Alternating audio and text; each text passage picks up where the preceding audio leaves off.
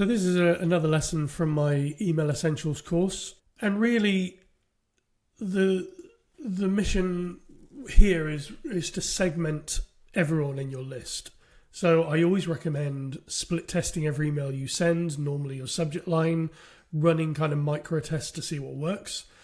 But I would also segment everyone as well. The kind of obvious segments are really engaged people versus really unengaged people, and re-engaging with those people who aren't engaged and rewarding the people that are engaged. But you can kind of go a lot deeper with that.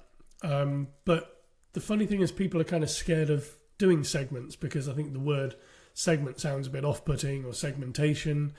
I would say, try segmenting your list out, because it's not, going to do any harm. But actually it will give you a lot of insight into who is in your list and what they're doing and how engaged they are. Now, when I interviewed Tom Evans from Email Octopus, the video's actually in the resources in the Email Lab, he said that in Email Octopus, only 8% of their their customer base, all their customers, only 8% of them segment their lists. And I found that really shocking, because I think segmenting is one of your superpowers in email marketing. So I was really shocked to kind of find out that the number was so low.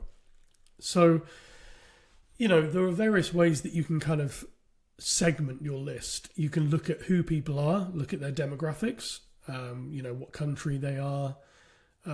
You can do it by preference. So how often do they want your emails? What type of emails do they want? Behavioral, what do they do? How often do they do it? So like opening your emails, how long have they been a subscriber? And also transactional. If you're an e-commerce business or selling online, it could be what have they bought or not bought? What's the total revenue spend for that customer? So there's various kind of angles you can take with your segmenting. But I would start building up some basic segments to start with about, really engaged people versus really disengaged or unengaged people. And just kind of start down that path. And I think you'll find that running segments in your list is an incredibly powerful thing. And let me know. Leave a comment. Let me know what you do, what segments you set up. I'm super curious as to, with disengaged, how do you define a disengaged person? Is it someone who hasn't opened an email in the last 3 months, 6 months? Do you purge your data when they're not engaged, or do you leave them in there? Knowing that leaving them in there can also damage your deliverability and sender reputation.